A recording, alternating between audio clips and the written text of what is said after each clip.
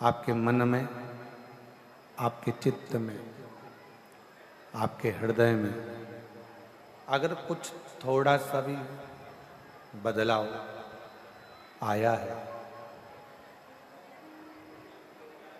तो ये मानकर चलो कि कहीं ना कहीं भगवान शिव, भगवान त्रिकालदर्शी, कैलाशी, अविनाशी शंकर की करुणा आप और हम पर हुई। भगवान शिव की करुणा आप और हम पर, भगवान शिव की दया आप और हम पर हुई है।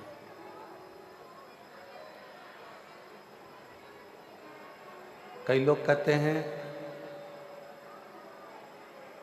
कि जीवन एक बार मिलता है,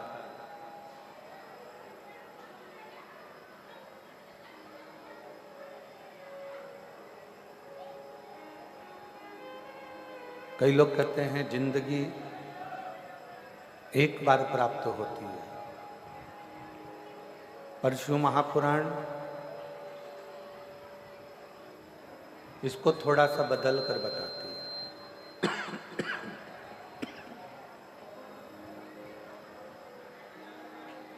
शिव महापुराण इसको थोड़ा बदल कर कहती है। लोग कहते हैं कि जीवन, जिंदगी एक बार मिलती है, पर शिव महापुराण की कथा कहती है अगर शिव की कृपा हो तो रोज मनुष्य को नई जिंदगी प्रतिदिन प्राप्त होती है।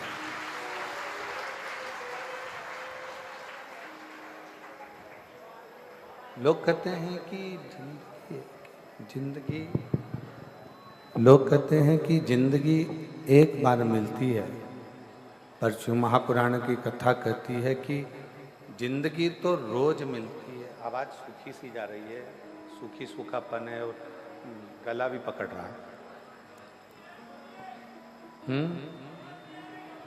आवाज भी नहीं जा रही बाहर। लोग कहते हैं कि जिंदगी एक बार मिलती है,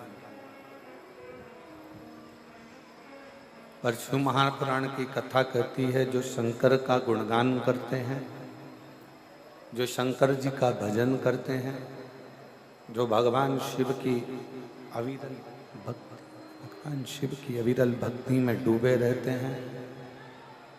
पीछे की आवाज बढ़ाओ, पीछे की आवाज नहीं है। जो भगवान शंकर की अविरल भक्ति में डूबे रहते हैं, जो भगवान शिव की आराधना नित्य करते रहते हैं। पीछे की आवाज,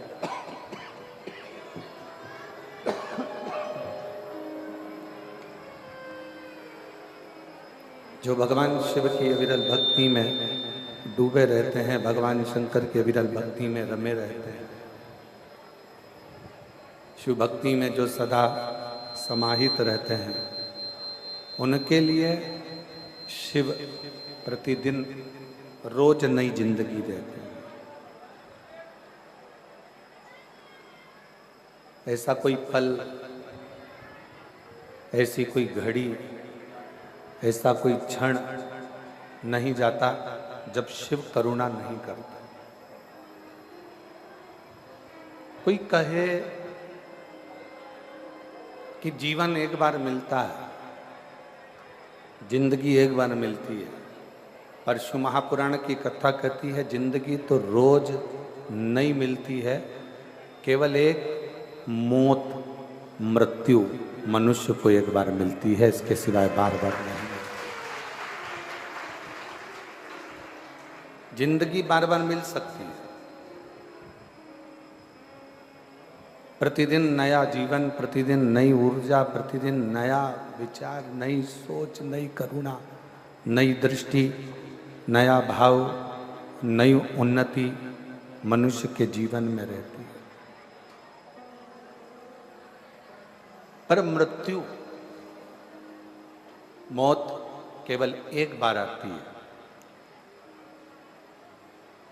और वो मृत्यु किसी दूसरे कर्म के लिए नहीं, मृत्यु जहाँ से आप और हम सब इस संसार में आए हैं, उस परमात्मा के द्वारा भेजे गए हैं, उस भगवान के द्वारा हम मृत्यु लोक में आए हैं, भेजे गए हैं, मृत्यु लोक में हमको भेजा गया है। उसी परमात्मा से पुनः जाकर मिलने के लिए वो मृत्यु आती है, वो मौत आती है।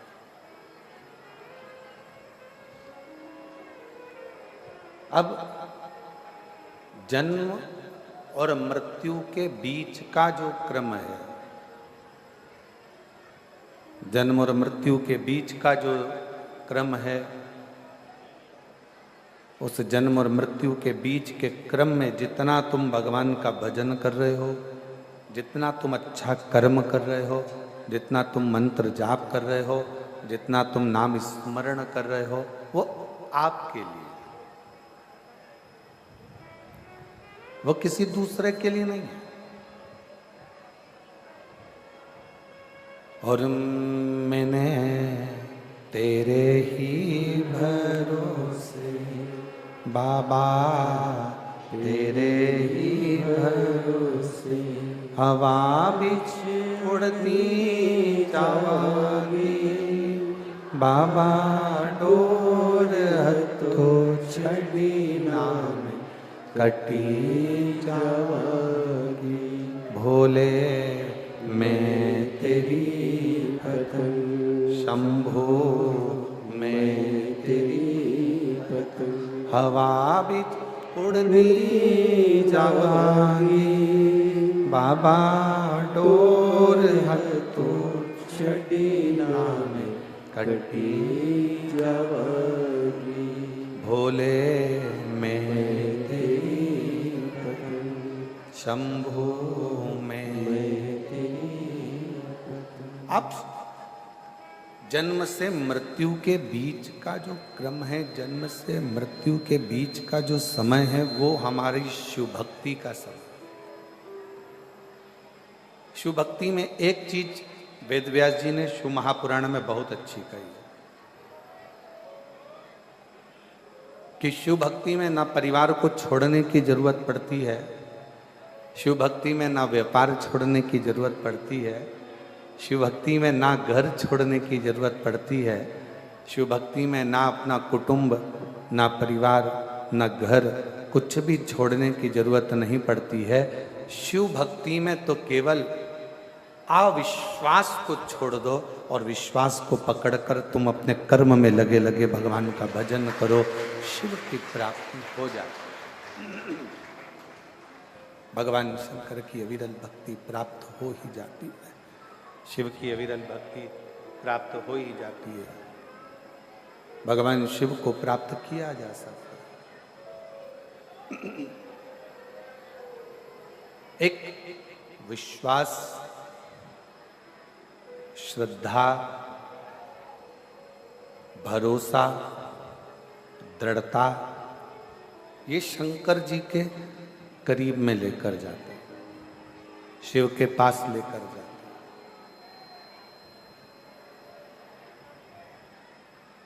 कितना सुंदर एक प्रसंग आता है, गणेश जी महाराज के दो पुत्र,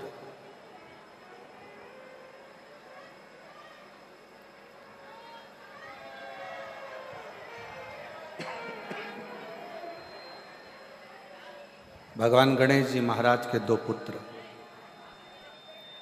शुभ और लाभ। जम के बोलो क्या नाम है? शुभ और लाभ। एक बार दोनों बैठे हुए थे और अपनी मां रिद्धि सिद्धि के पास में विराजमान थे।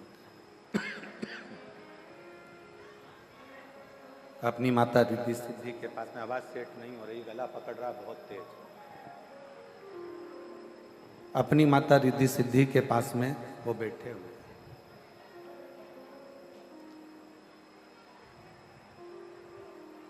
थोड़ी देर भ्रमण करा, फिर उठकर आ गए और फिर उठकर आने के बाद में फिर रिद्धि सिद्धि के पास फिर आकर बैठ गए, रिद्धि सिद्धि के पास फिर आकर फिर विराजमान हो गए।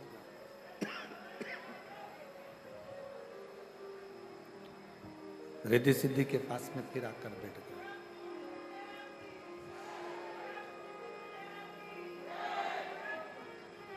कुछ समय था। शंभू मांगो घड़ी रे घड़ी दुख काटो, दया करीने दर्शन आपो। शंभो शंभु शंभु शंभु मांगो घड़ी रे दुख काटो, दया करीने दर्शन आपो। शंभु शरणे पड़ी मांगो घड़ी रे दुख काटो, दया करीने दर्शन आपो। शुभ लाभ दोनों जनी भ्रमण करते हैं और शुभ लाभ दोनों भ्रमण करने के बाद में फिर वापिस पुनः रिद्धि सिद्धि के पास में आकर बैठ जाते हैं।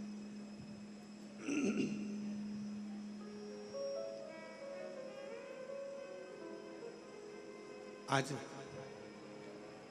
गणेश जी से मिलने के लिए, गणेश जी से मिलने के लिए, रिद्धि सिद्धि से मिलने के लिए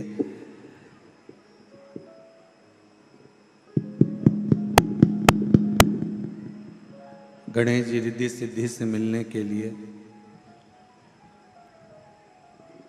भगवान शिव की पुत्री भगवान श्री गणेश जी महाराज की बहन मिलने के लिए आते हैं।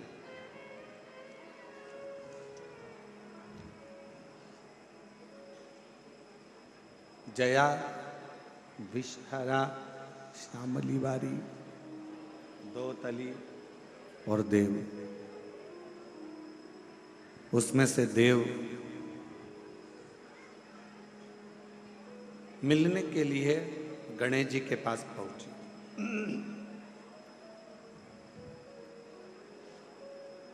शुभ और लाभ को विचलित देखा उन्होंने। दोनों स्थिरता में बैठ नहीं रहे।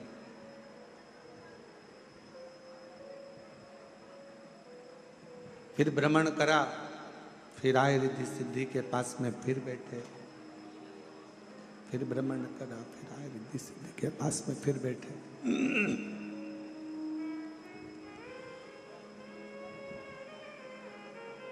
बार बार भ्रमण करते हैं, बार बार भ्रमण कर कर फिर रिद्धि सिद्धि के पास में आकर बैठ जाते हैं। जब शिव कथा कर रही है, भगवान शंकर का चरित्र कर रहा है, शिव महापुराण की कथा कर रही है, भगवान शिव का चरित्र। शंभु शरणे पड़ी मांगो घड़ी रे घड़ी शंभु दुख काटो, दया करीने दर्शन आपो। शंभु शरण पड़ी मांगो घड़ी रे घड़ी दुख काटो, दया करीने दर्शन आपो। शंभु शरण पड़ी मांगो घड़ी रे घड़ी दुख काटो, दया करीने दर्शन आपो। शंभु शरण पड़ी मांगो घड़ी रे घड़ी दुख काटो, दया करीने दर्शन आपो। शंभु शरण पड़ी मांगो घड़ी रे घड़ी दुख काटो, दया करीने दर्शन आपो। शंभु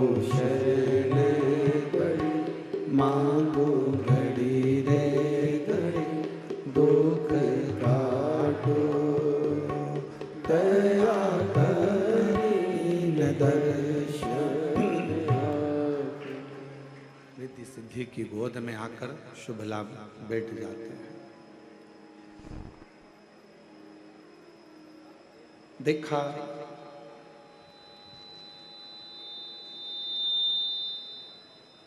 शिव जी की पुत्री देव ने, और वो देखकर बड़ी आश्चर्य हुई। देव ने देखा, बड़ी आश्चर्य हुई। घर की बेटी, घर की बुआ, घर की बेटी, घर की माँ, घर की नारी, घर की स्त्री जितना ससुराल से स्नेह रखती है, उतना ही स्नेह वो अपने मायके से भी रखती है।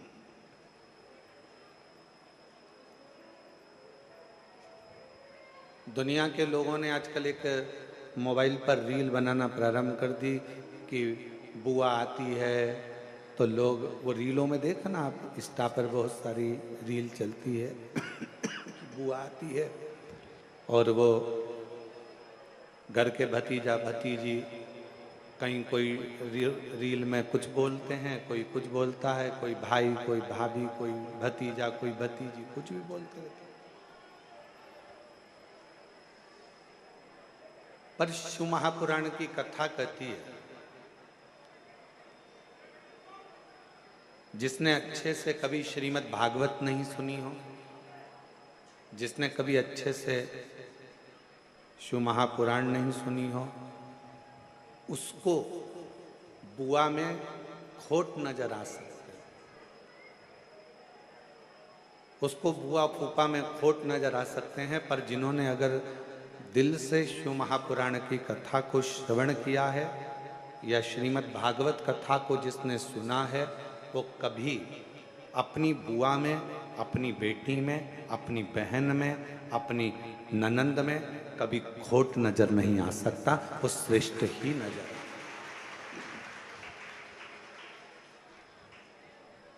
कितना सुंदर कहा है श्रीमद् भागवत में कि प्रहलाद की बुआ का नाम क्या था? जम के बोलो, अच्छे से बोलो, जम के। होलिका। आप कह रहे हो कि वो होलिका हिरण्यकशिपु की बहन थी, पर अगर शास्त्रों का अध्ययन करेंगे तो उसमें निकलेगा शिव महापुराण के माध्यम से, जब सरम्बेश्वर भगवान की कथा को हम सुनते हैं, शिव महापुराण में सरम्बेश्वर महादेव की कथा यदि हम सुनते हैं तो उसमें आपको होली का नाम नहीं मिलेगा।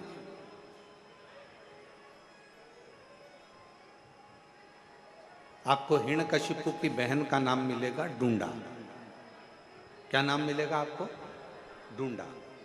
इसलिए आज भी होली में लकड़ी नहीं, बड़े बड़े डूंड जलाए जाते हैं। बड़े बड़े लक्कड़, बड़े बड़े डूंडों को जलाया जाता है। शिव महापुराण में सरम्बेश्वर महादेव का जो चरित्र है, सरम्बेश्वर महादेव की जो कथा है, नरसिंह भगवान की जो कथा शिव महापुराण में कही गई, उसमें बताया गया कि हिरण्यकशिपु ने अपनी बहन डूंडा को बुलाकर कहा कि तू अपने भतीजे को गोदी में लेकर बैठ जा, तेरे पास ब्रह्मा जी की दी हुई चादर है, तू उसको ओढ़ लेना, तू ओढ़ लेगी तो तू जलेगी नहीं, क्योंकि तुझे वर है, तुझे वर प्राप्त है। तो ब्रह्मा जी की दी हुई चादर को ओढ़कर बैठ जा, ब्रह्मा जी की दी हुई चादर को तू ओढ़। और डूंडा चारों तरफ से चादर को ओढ़कर प्रहलाद को गोदी में लेकर बैठ गई चिता की अग्नि में, लकड़ी पर।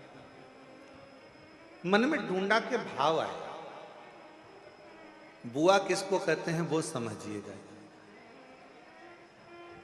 डूंडा के मन में भाव आया कि मेरा छोटा सा भतीजा है, ये जल जाएगा।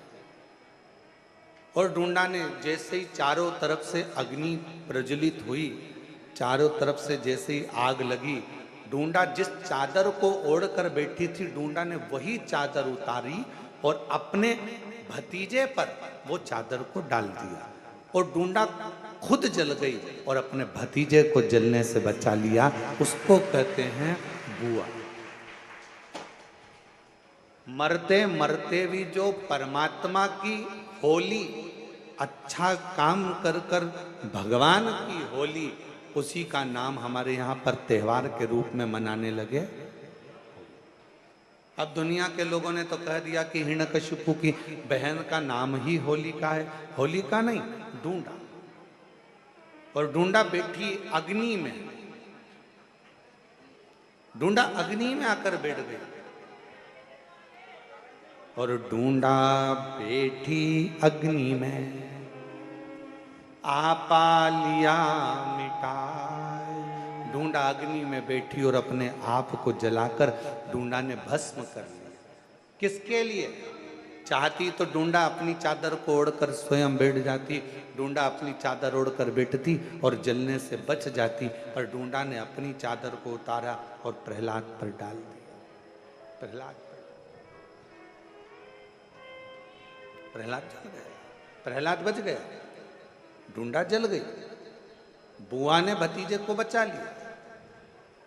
आजकल सोशल मीडिया में, इंस्टाग्राम पर रील बना बना कर बुआओं को इतना बदनाम किया जाता है कि लोगों को घर में बुआ बुलाने में लोगों को डर लगने लगता है। अब एक बुआ का चरित्र तो अपन ने लिया श्रीमद् भागवत में, शिव पुराण में से। अब दूसरा चरित्र लो स्कंद पुराण में से, शिव महापुराण में से, लिंग पुराण में से, कुर्म पुराण में से।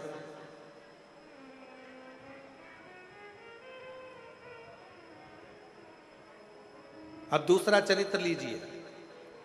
भगवान शंकर की 6 बेटियां जया, विषहरा, शामरीवारी, दौतली, देव। 5वें नंबर की जो भगवान शंकर की बेटी है देव, वो 5वें नंबर की बेटी एक दिन अपने भाई श्री गणेश जी महाराज से मिलने के लिए आई।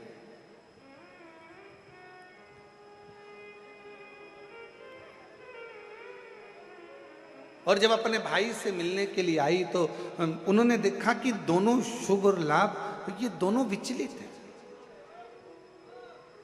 दोनों स्थिर नहीं हो रहे हैं। दोनों जा रहे आ रहे, फिर आते फिर जाते, फिर आते फिर जाते, थोड़ी देर बैठते फिर चले जाते, दोनों में स्थिरता नहीं बनी।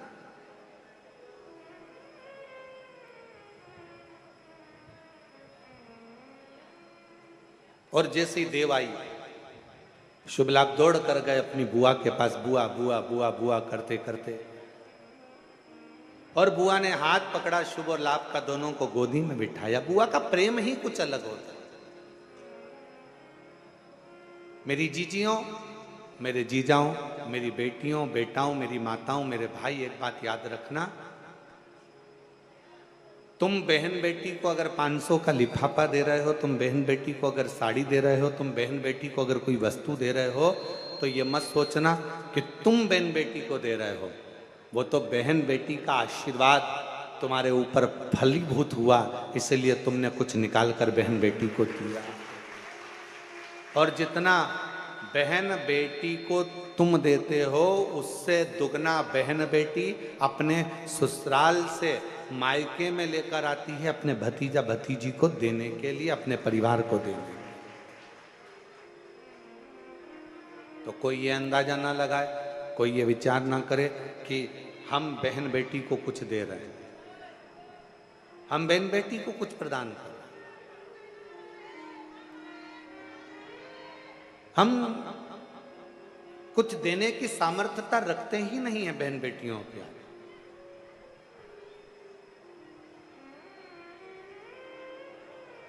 शिव कथा कर रही है, भगवान शंकर का चरित्र कर रहा है। देव ने देखा, भतीजों को गोदी में बिठाया, शुभ और लाभ का चेहरा देव देख रही थी, और भतीजे बुआ बुआ कर कर मुंह सुखा रहे थे।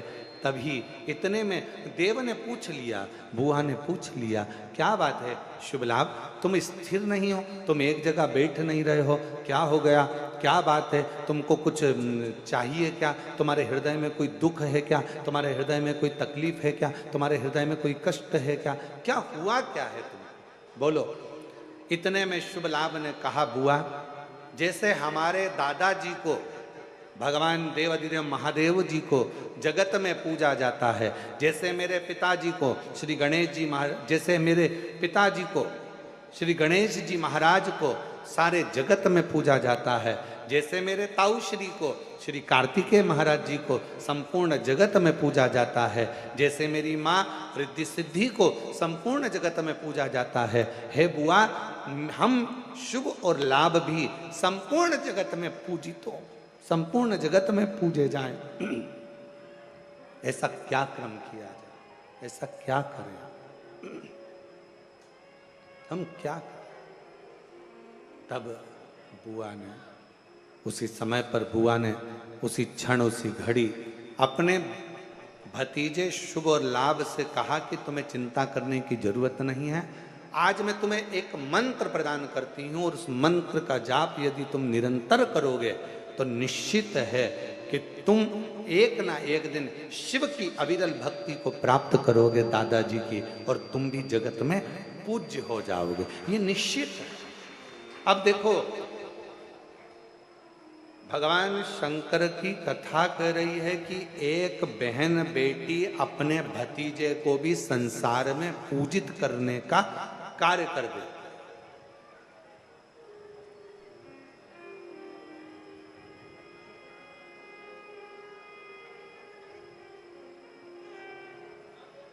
इसलिए हम एक लाइन कहें बेटियों के लिए, बेटियों के लिए एक लाइन हम कहेंगे कि आने से जिसके आए बाहर और जाने से जिसके रोए परिवार।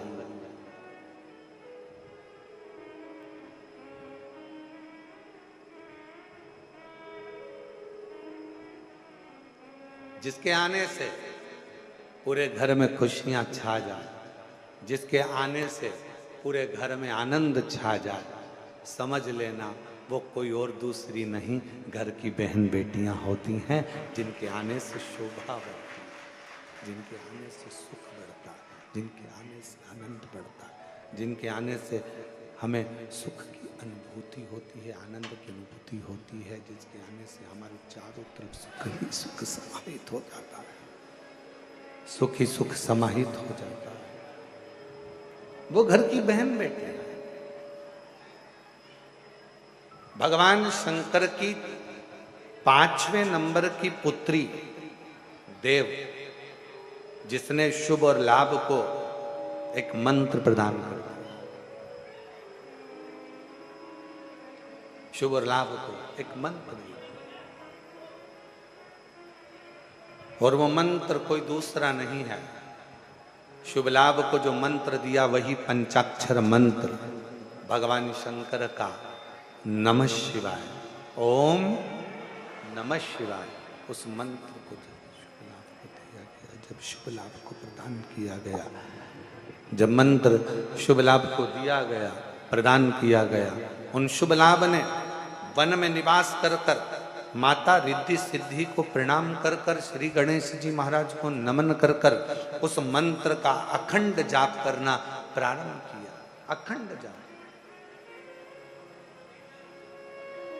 और शिवाय शिवाय शिवाय ओम नमः शिवाय, शिवाय शिवाय शिवाय ओम नमः शिवाय। मंत्र दिया, पंचाक्षर पंचाक्षर मंत्र, षडाक्षर मंत्र, मंत्र प्रदान करा और वो मंत्र का जाप करना प्रारंभ किया, उस मंत्र का जाप करना प्रारंभ किया। और जैसे ही शुभ लाभ ने मंत्र का स्मरण किया, और कितना सुंदर कहा है, अगर कोई भी मंत्र का आप जाप करें, पहले की माताएं बड़े स्मरण में रहे।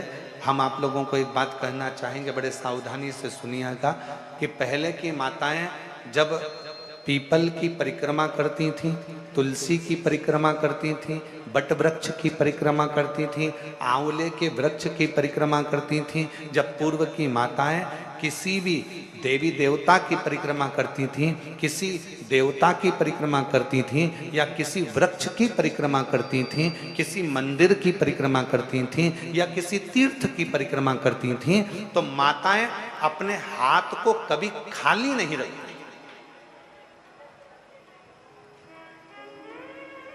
अब आस्था चैनल पर जितनी मेरी माताएं कथा सुन रही हैं, जितनी मेरी जीजियां कथा श्रवण कर रही हैं ऑनलाइन, शिव महापुराण की कथा, शिवपुत्री शिव कथा को जो सुन रही हैं, और यहाँ जो ऑफलाइन आप लोग श्रवण कर रहे हैं, तो आपके भी स्मरण में होगा। किसी किसी माताओं ने अगर देखा हो तो हमको लगता है कि आप में से किसी ना किसी ने देखा होगा कि माताएं जब तुलसी की परिक्रमा करती थी तो हाथ में या तो चावल का दाना रख लेती थी,